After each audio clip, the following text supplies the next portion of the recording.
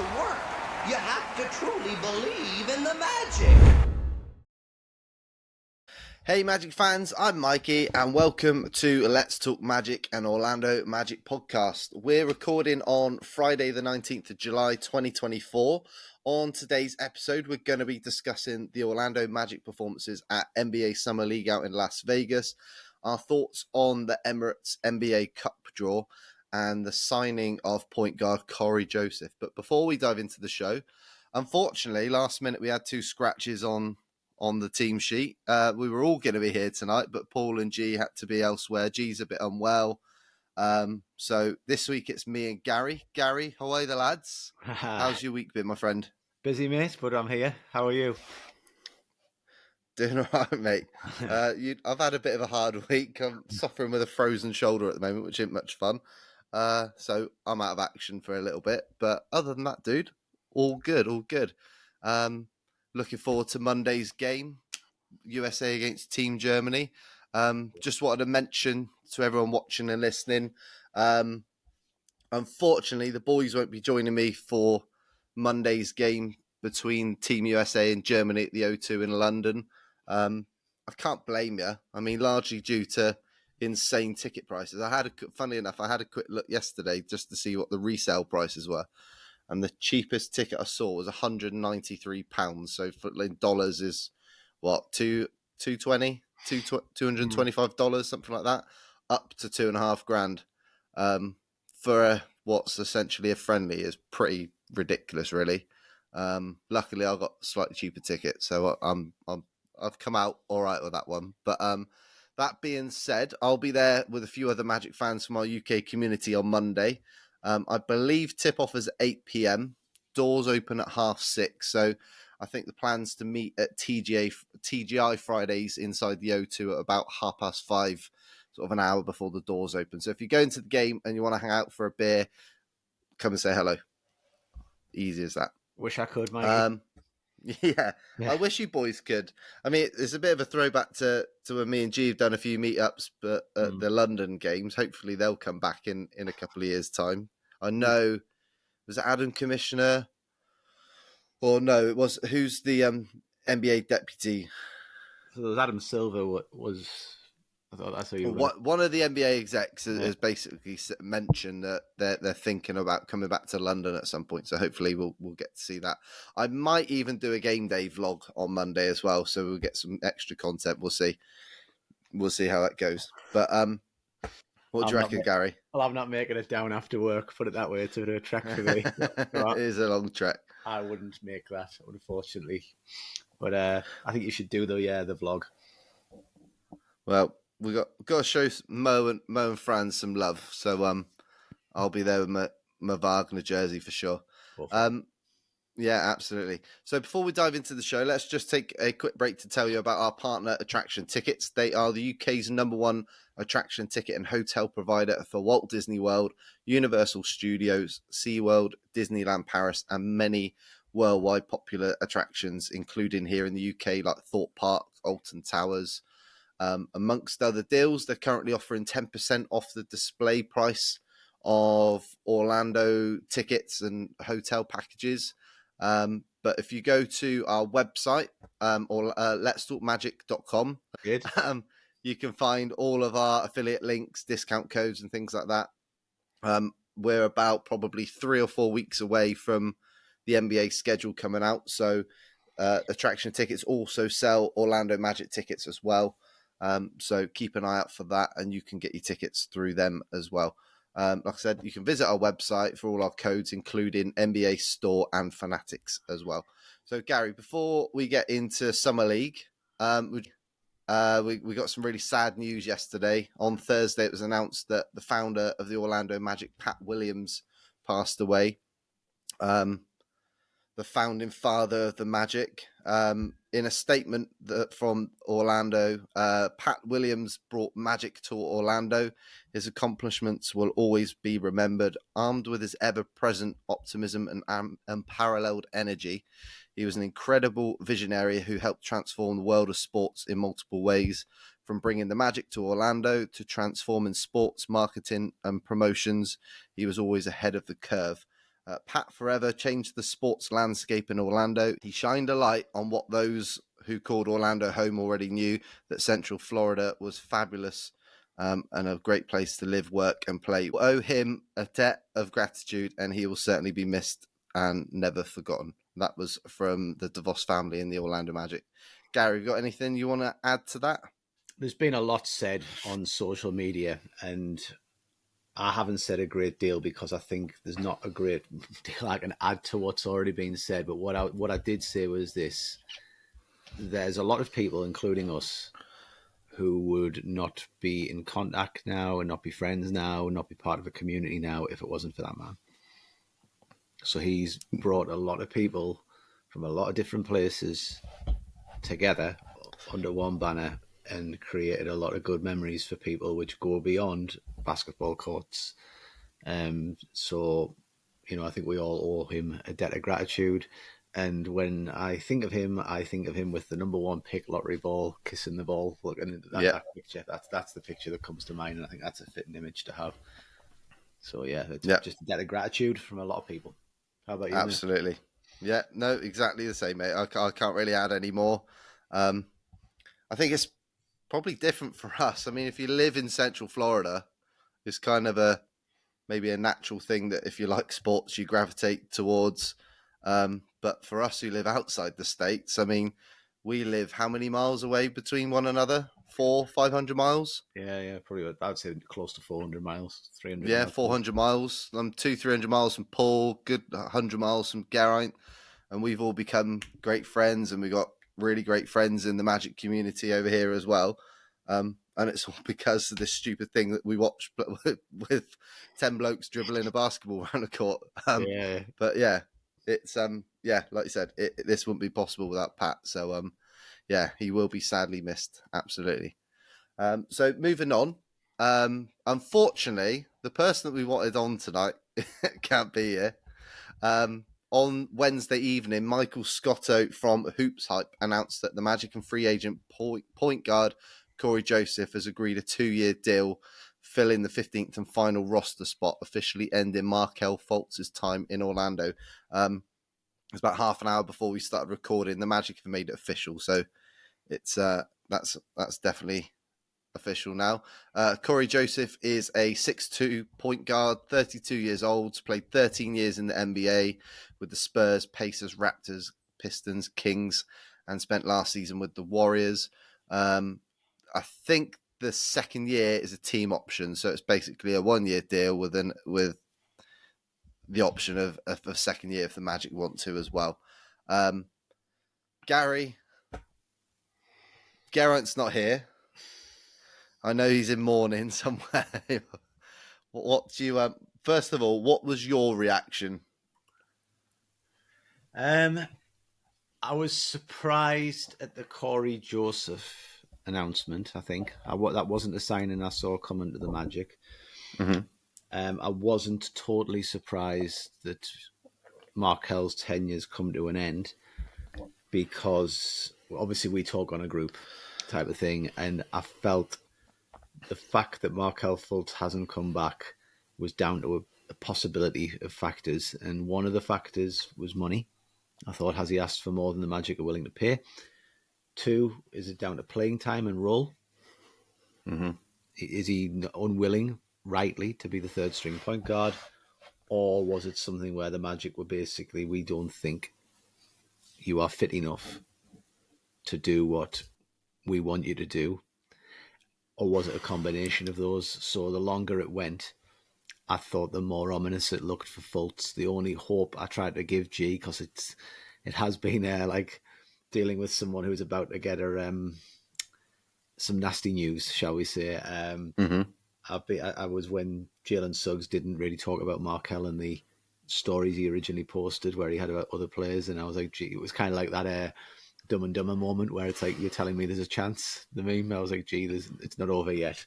But yeah, I think this marks the end of Markelle, and I think it's down to one of or a combination of those factors that are behind it, because we know he's a good player, but he's a little bit better than third string, I think.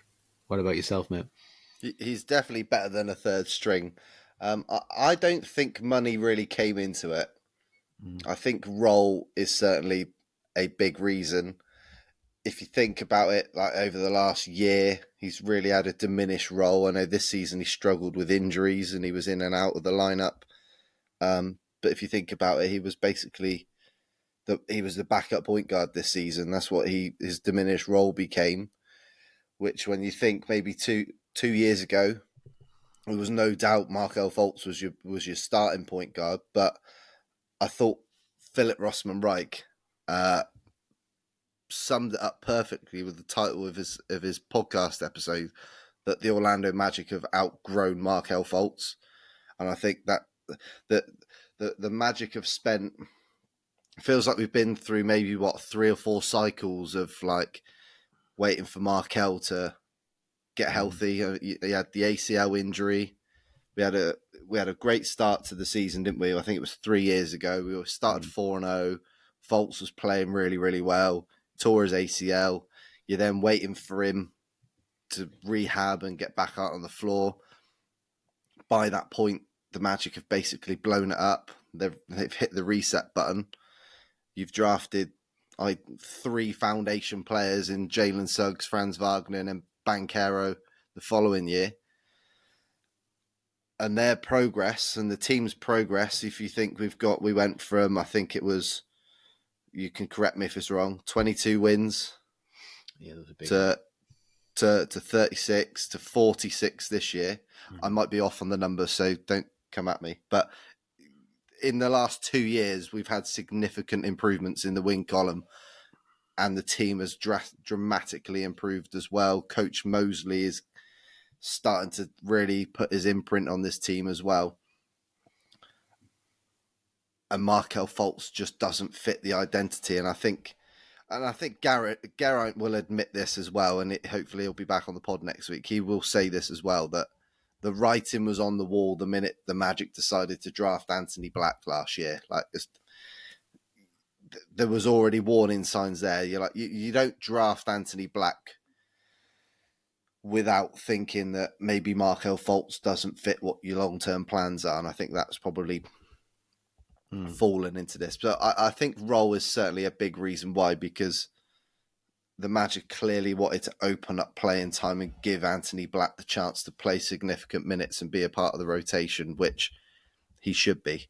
And I think in the minutes, and G will argue this because I know he's not an Anthony Black fan, but in the minutes that AB played a lot last year, his impact was felt on the floor. It might not all be in the how many points he's putting up or how many rebounds, assists, but just his style of play defensively.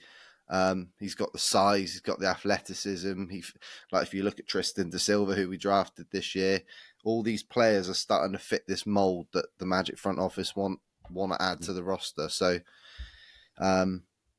Fultz, and this is another thing, we talked about this quickly before we jumped on. People complaining about the Cory Joseph signing.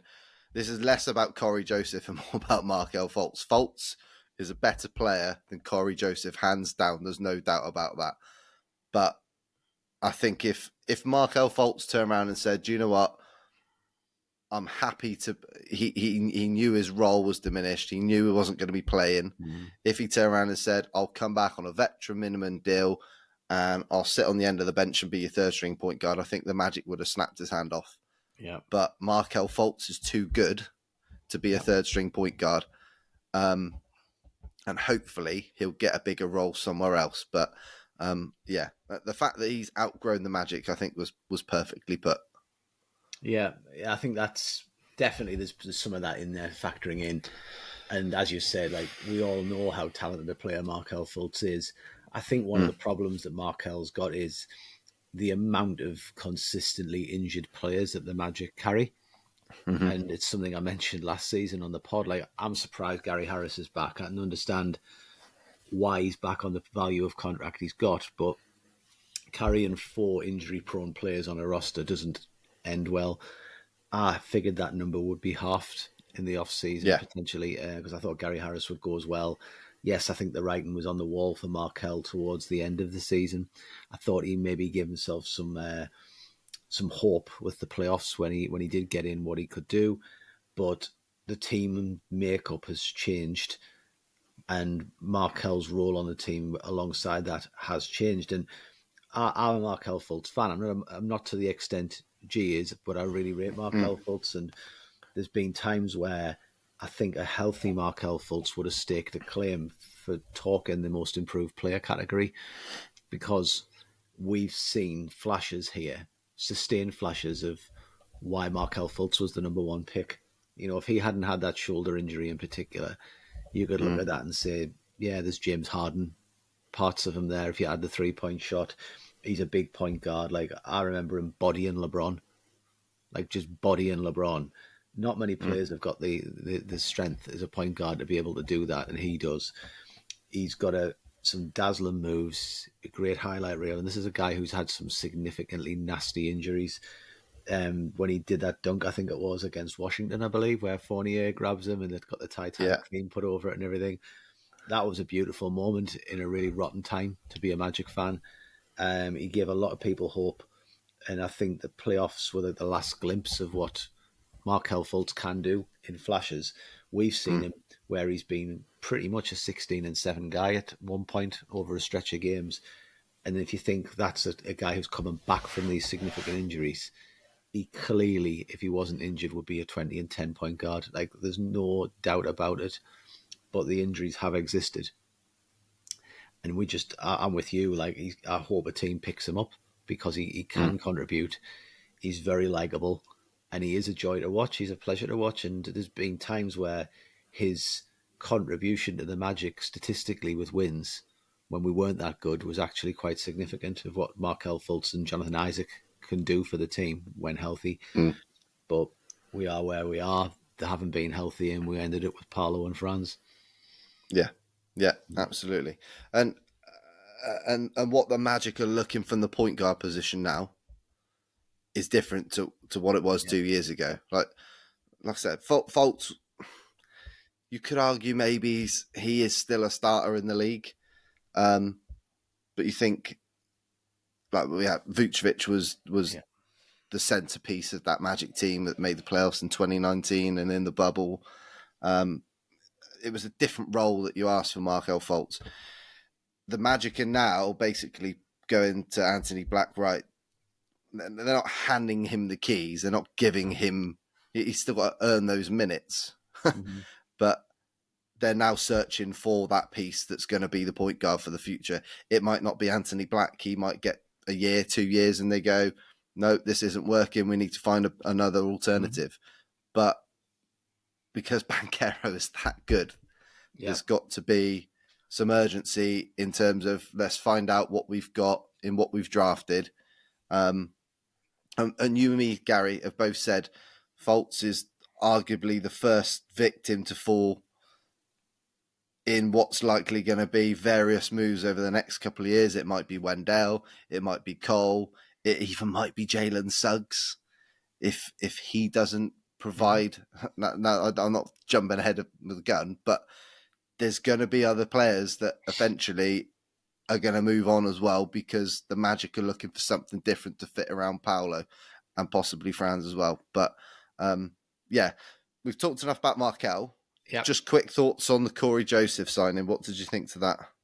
Well, again, I was surprised to see it, because, you know, you've said it, Mikey, we know he's not as good a player. Like, there's nobody going to seriously with a straight face tell you that he's better. I think the only reason you would say he's better than Markelle Fultz is if you were trying to get G to implode. There's no other reason why you would say that. I think he's just been brought in as a veteran presence who's been around the league, who is happy to sit on the end of the bench, not demand minutes, provide reps in training, perhaps mentor, put his arm around the likes of Anthony Black, Jett Howard, etc., and just be a veteran voice in a locker room on a team that's won before, like Golden State, and just try and be like... He's got to be a culture guy. If he had a bad reputation and he was going to ask for more, I don't think he'd be sat here. So I think he's possibly just there to say this is kind of like what a winning team's like. Yes, he's played on bad teams. I believe the last memory I've got of him is getting destroyed by Paolo Yeah, on the You know, dunk, first game of the that season. was Yeah. it. Welcome to the league, and Cory Joseph gets decimated. He is not here. Put it this way: if Cory Joseph's seen significant minutes, we've got a bad injury problem. Mm. That's all there is to it. I think I've not got a problem with the signing. I think it's fine. Cory Joseph shouldn't see the floor very much. Like, it's more, I don't know, injuries pile up and you need somebody to fill in for a few games here and there. That's what he's going to do. This isn't going to be like we saw with Joe Ingles last year. You're looking for that veteran to come in and help steady the ship.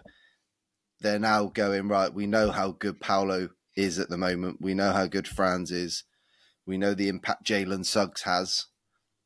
I think what they've almost done is, because I think it's a really important season, because you think losing Markelle Fultz in terms of his character, his leadership, everybody listens to him in the locker room.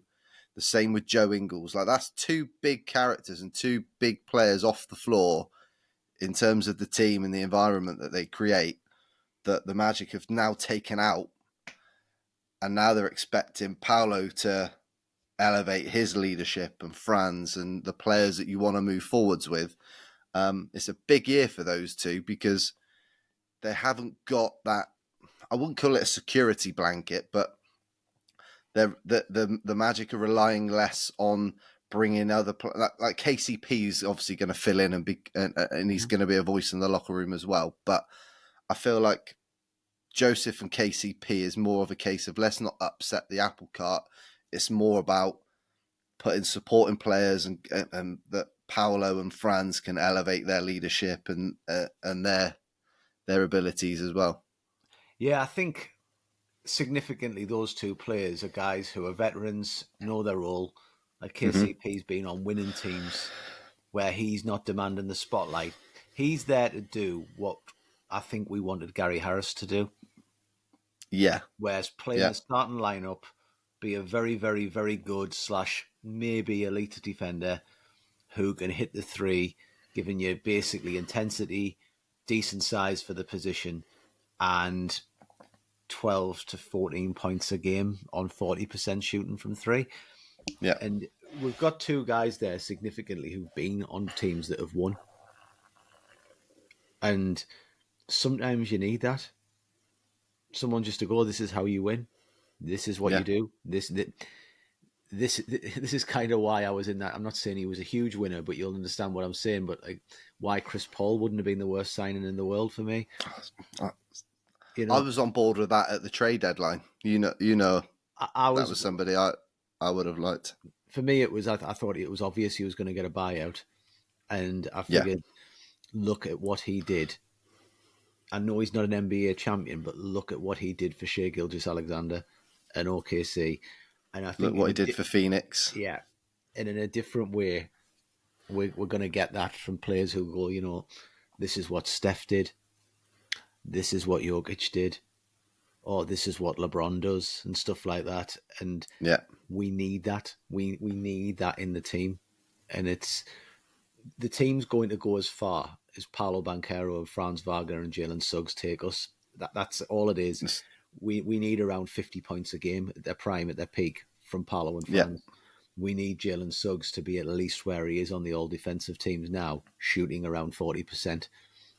Jalen Suggs at 15 points a game in all defense levels is good for the Magic. But those guys are the ones we've got the rocket pack on, and it's how good they are going to be that's going to drive us forward. Anything else from there, like a healthy Jonathan Isaac, a consistent or quite consistent sixth man of the year level Cole Anthony, a 12 and 10 Wendell Carter Jr., that type of thing, they're just bonuses. Yeah, absolutely. Absolutely. So we'll get G's thoughts next week, but I think I know what's going to be coming.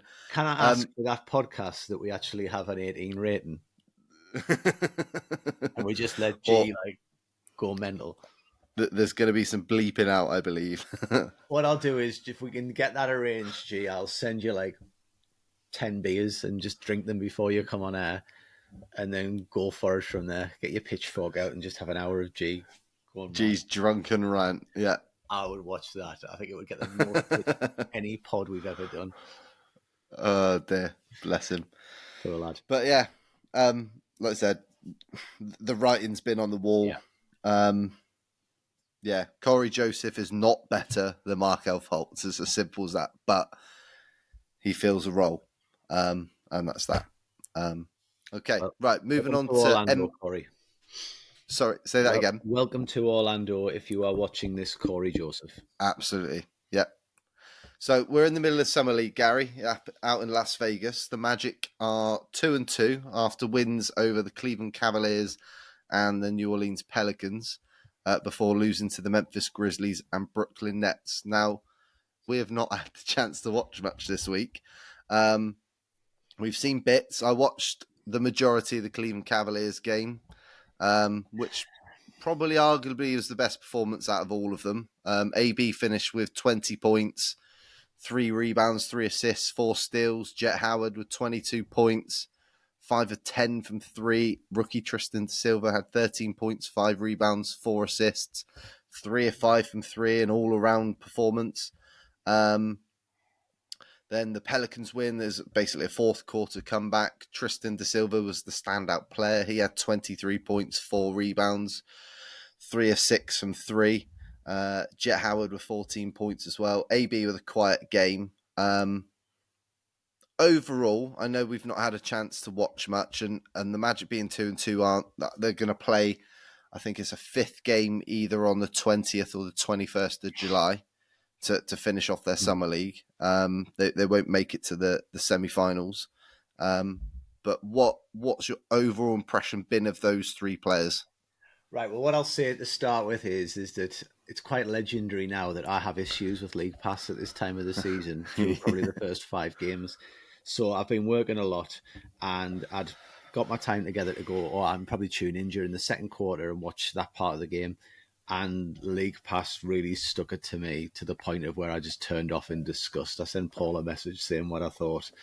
So I've been relying on highlights since, because I was like, I'm not taking time out of work, like basically on a night time, like extra work, to then sit down and go through League Pass, not giving me what I need because it's meant to be on demand when I've got time to watch it. So I've been watching highlights. My thoughts really with De Silva is the interesting one. From what I've seen, and it's highlights based, I also will say it's Summer League based, and I am not a huge stock person on Summer League. He is living up to the best player available hype that came with him. He's looked like one of the best rookies in the Summer League from what I've seen. People are already writing people off.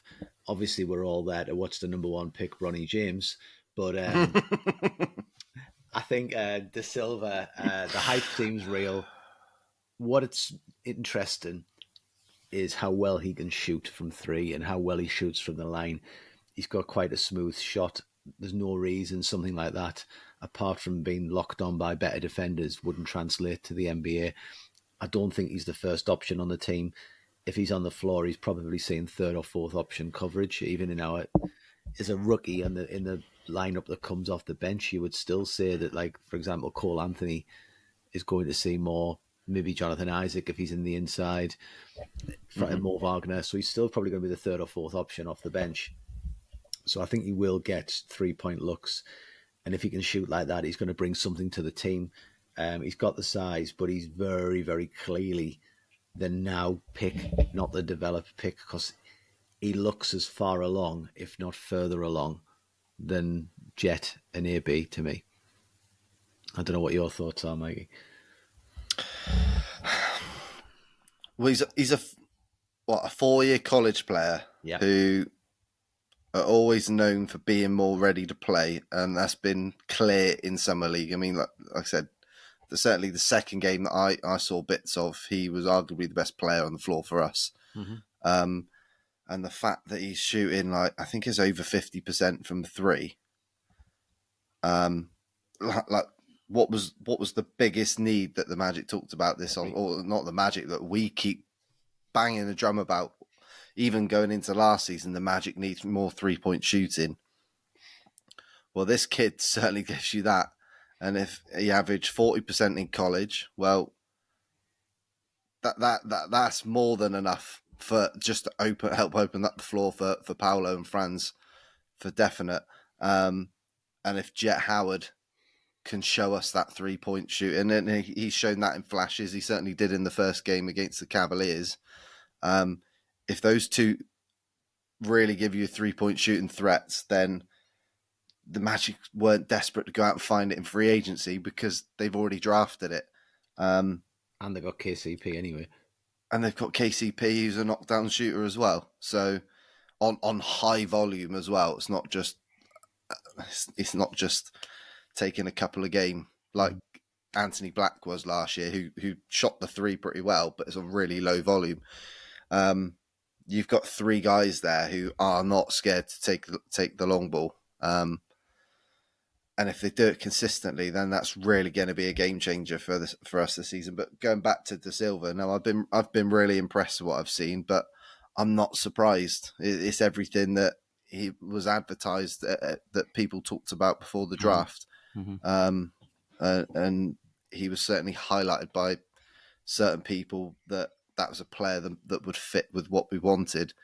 And you can see the comparisons and people saying, "Oh, he's a prototype of Franz Wagner. He's a very similar style."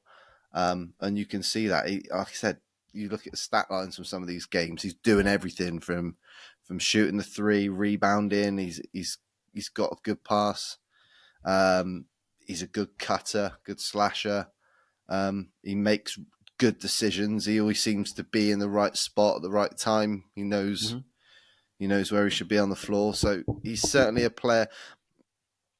If I had to take a guess now, I would probably argue that the Magic would be more interested in slotting Jett Howard in more this season because he spent a year in your system developing, and you want to sort of gradually drip feed him into the lineups and give him certain situations where he sees the floor to see what he's got.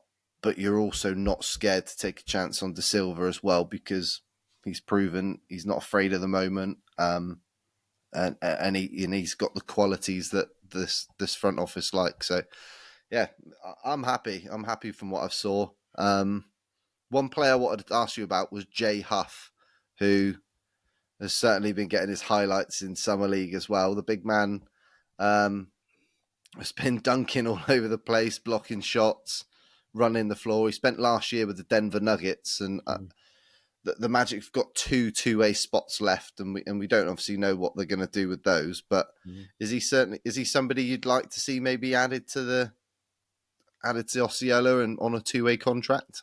Well, I think he's got that. He looks at least serviceable.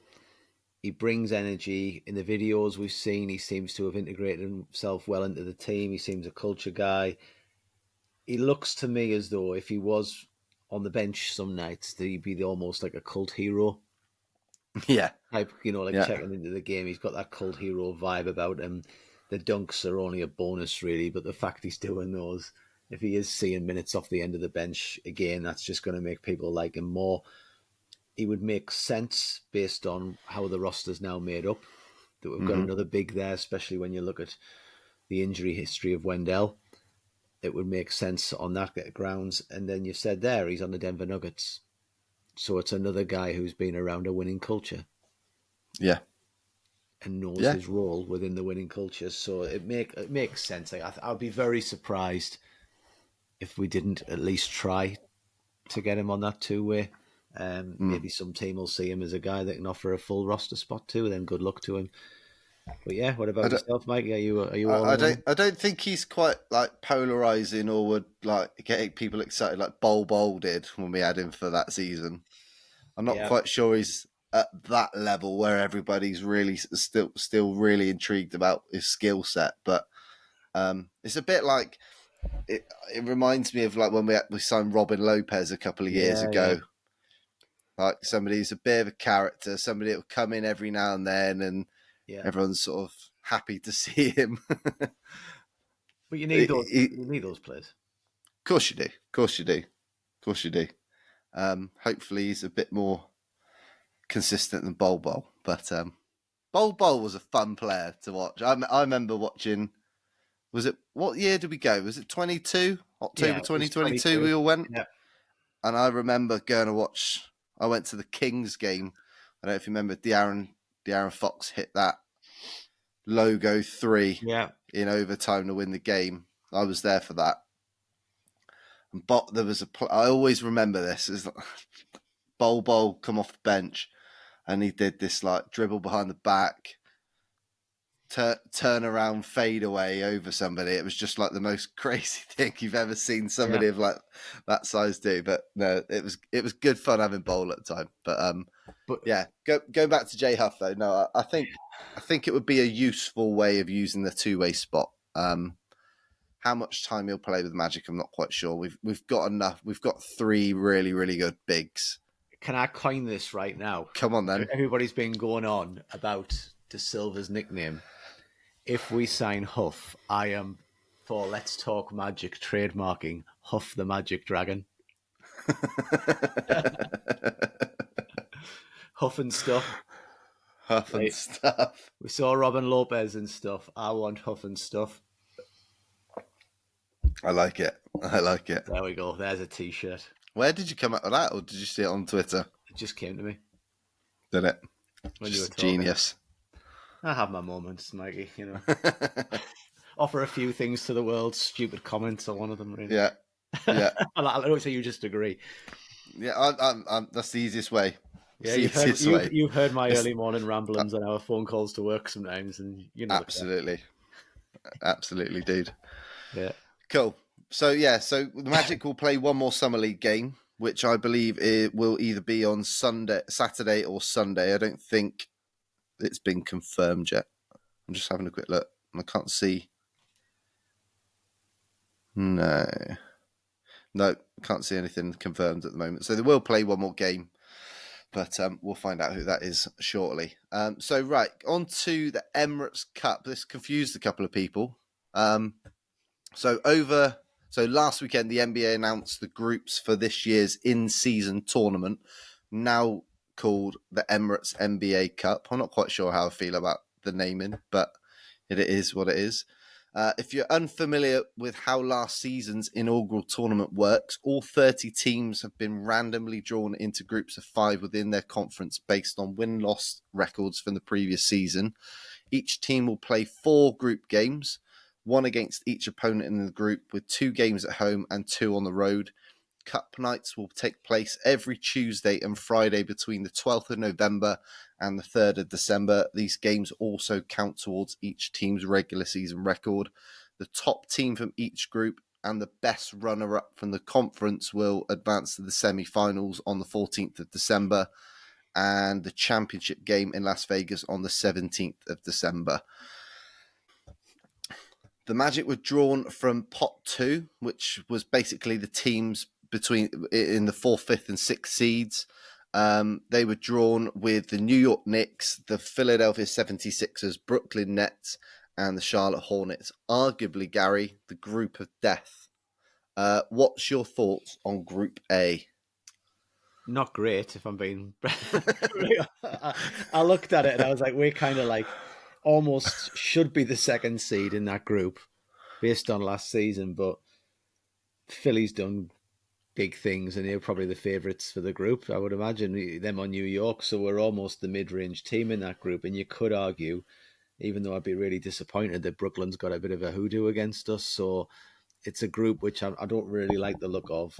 I'm not expecting us to be playing in Vegas, and it's no slight on the Magic. I just think New York are going to be good, and Philly, I think, are going to be very good.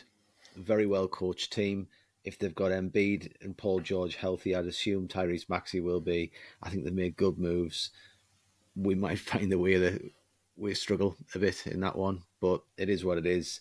I'll be honest, I don't really care. Like, for me, like, I'd like to win it. If we were there and we're winning it, great. But I would rather get a top 4 seed. Mm-hmm.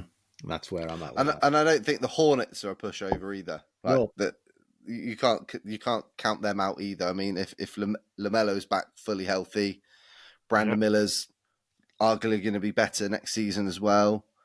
Miles Bridges is back for PR disaster. Yeah, you could say that. Whether you think he should be in the league or not is another story. But if they're healthy, they're not an easy team to play either. They're not. They've made And better they're moves recently. yeah, and arguably that game where we lost against the Hornets down the stretch of the season was the reason we didn't finish fourth and instead of fifth. But yeah, it's not a great group. I mean, like I said, the teams are drawn from each pot, and really Philadelphia finished seventh because of Joel Embiid's injuries. Is a big reason why this group's really tough, because they're not a seventh seed this season unless they struggle with injuries again like they did last year. But Mikey, it's a Philly, tough group. Let's be honest here. If you're looking on paper, Philly have got a team that's could compete with Boston. Yeah. You could argue that. You could. There's also people that think that the Magic might do this season as well, based off of their off season. I wouldn't go that far yet. I think we're all going to be a little bit more. I think we're in the next rung right now. We're in that next, probably in there with the Knicks, Cavs, Pacers. I would say that maybe the Bucks in there too. I think maybe the top two are probably Boston and Philly. Then there's a group of everyone else who you could probably put in a different order, and you make an argument for each case, really. I would go Boston, Philly, New York. I think on paper, but I do think the Hartenstein thing could come back a little bit there. Milwaukee's an interesting one, whereas I think Gary Trent's a good signing for them. I just don't think Doc Rivers should be the coach of the team. I think their big error was not getting Nick Nurse. Mm. You don't trust Milwaukee. It's basically what it comes down to.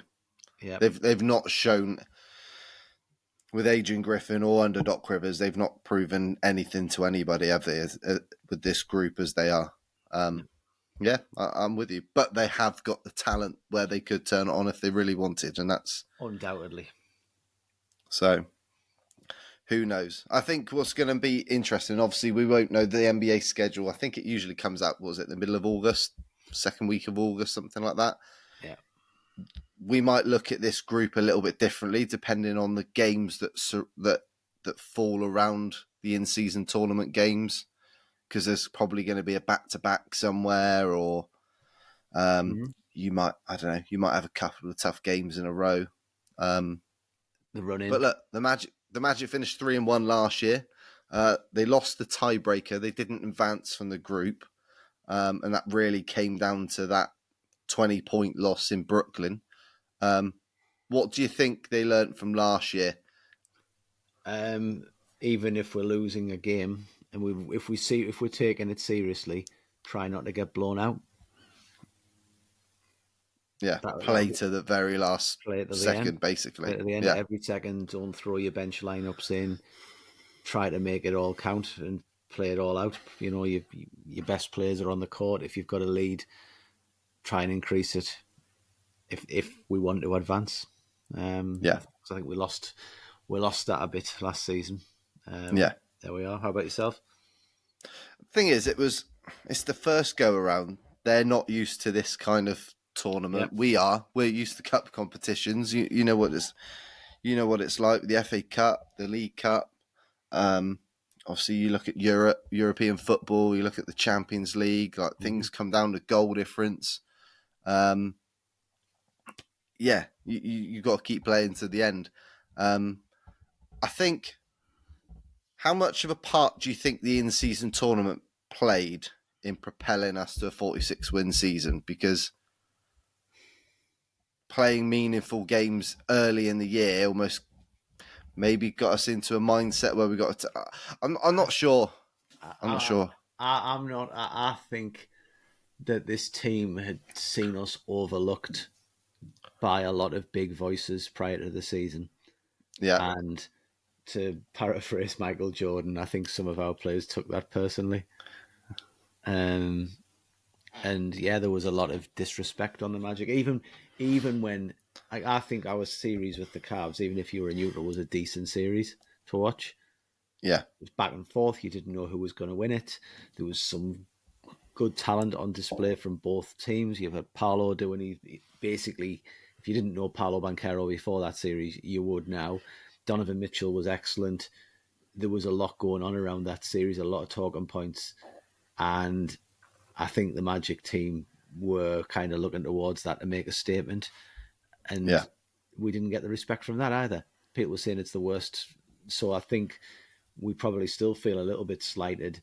I don't think the tournament was the thing. I think it was the actual young players who want to win. There's a culture building in Orlando. We've seen it already. Mm-hmm. And then you throw that into the mixer. You know, we've seen, like, look at Anthony Black when we've lost a game and he was like crying before and all this type of stuff. And, you know, like, I don't think our guys were thrilled with the way the playoffs ended, etc. You know, go from there. Last question: would you change anything from last season's tournament? So the way that from scheduling the games to the format, is there anything you would have changed? To be honest with you, I think the NBA like try to hype it a little bit. I think if anything, they should have just made a bigger deal of it. Yeah. Because I think when we got out there on the different floors and people got into the understanding of the rules and we don't want to be blown out and stuff.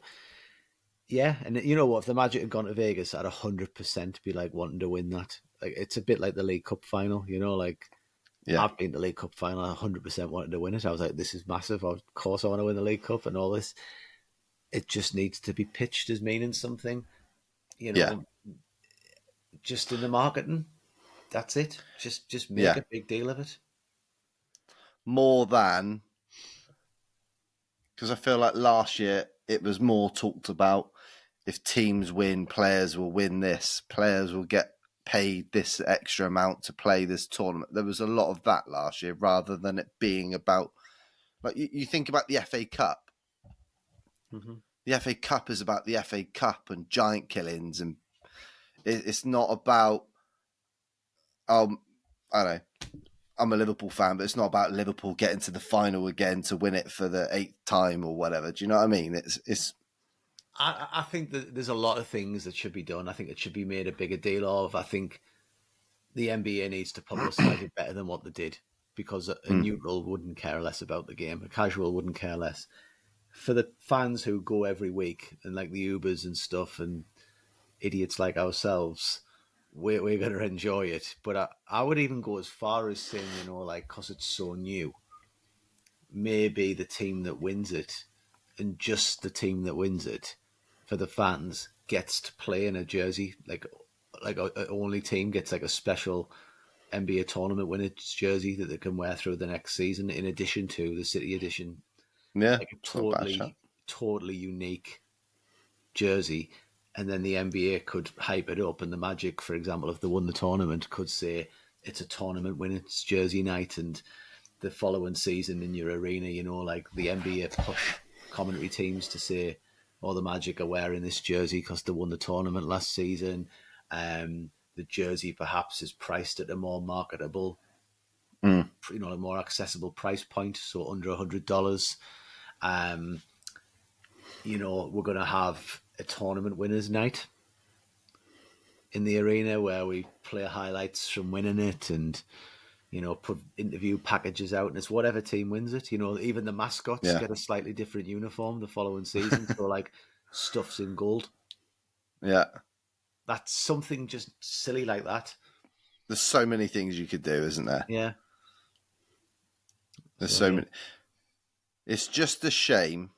And I know, like, I've been to Vegas. You know, I went to Vegas last year, and it is a great spot to have the final, the semi-finals, and the final. But it's just hard because it just feels like an all. It's not an all-star game, but the atmosphere is like an all-star game, isn't it? Like, you're just gonna have NBA fans from all around coming to watch the game, as opposed to being like, I don't know, half of the arena. You got the Magic fans at one end, and you got, I don't know, Timberwolves fans at the other end, and making more of a thing. I mean, it never happened in the NBA because it's not like it is in European basketball, but I just hope that they make less garish courts this season. Like the red in Chicago was not good to watch on the telly. Imagine other than that, losing the tournament to a Markelle Fultz 3-pointer in a Miami Heat jersey. Like how conflicted would G be? Or a Lakers jersey. Lakers or a Celtics or something like that. Oh. How conflicted would... I don't know. And then the following season on NBA Cup night, celebration nights, you're there and you got to watch Markelle Fultz wear his medal around his neck. In the number 20. In the number 20. Oh, God. Oh, gee. He is not going to be happy next week, is he? No. He could put a thing out, Fultz, if he says goodbye to Orlando with his photograph with G. And then, like, that could be the last photo that segues into him, like, holding the Boston jersey up with the number 20, like, pastures new. How do you reckon... Because we knew he flew over to Berlin to cheer on England. Do you think he had a good time? G? Yeah. Nah, I'd hope so. I'd hope so, Took a massive interest in it, so I'd hope so. It was really nice of him to put that tweet out of him and Markelle cheering on England on Sunday. I looked at that and I was like, that's a true Bristol boy right there.